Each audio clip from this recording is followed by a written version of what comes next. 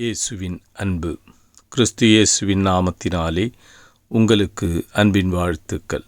சங்கீதம் 121 அதிகாரம் 7 கர்த்தர் உன்னை எல்லா தீங்கிற்கும் விலக்கி காப்பார், அவர் உன் ஆத்துமாவை காப்பார்.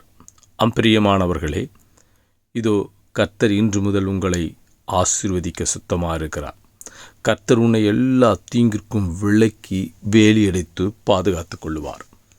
நீங்கள் கர்த்தருக்கு பிரியமாயிருக்கிறபடியினால், கர்த்தரோடு கூட இணைந்திருக்கிறபடியினால் கர்த்தர் இவ்விதமாய் உங்களை ஆசீர்வதிப்பார்.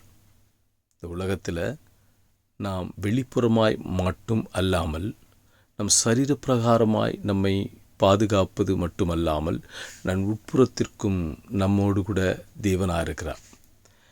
நாம் வெளி தோற்றத்திற்கு நல்லவர்கள் போகவும், இதோ நல்ல சரீர சுகத்தோடு கூட இருந்து கொண்டு உட்புறத்திலே அநேக அழுக்குகளோடும் அநேக தீய எண்ணங்களோடும் கொடூர குணங்களோடும் அநேகருக்கு தீங்கை விளைவிக்கும்படியாக இல்லாதபடிக்கு உன்னை, உன் இருதயத்தை, உன் ஆத்துமாவை இதோ நற்குணம் கொண்ட அன்புள்ள இரக்கமுள்ள மனதை கொடுத்து உன்னை அநேகருக்கு நன்மைகளை செய்யும்படியாக உன்னை உருவாக்க வல்லவராயிருக்கிறார்.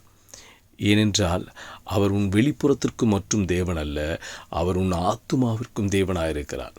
இவ்விதமாய் கர்த்தருக்கு பிரியமாயிருக்கிற பிள்ளைகளை அவர் போக்கிலும் வரத்திலும் பாதுகாத்து, சரீர பிரகாரமாய் அவர் தீங்கு விளைவு ஏற்படாதபடிக்கு பாதுகாத்து, உன் ஆத்துமாவையும் பாதுகாத்து உயர்த்த வல்லவராயிருக்கிறார்.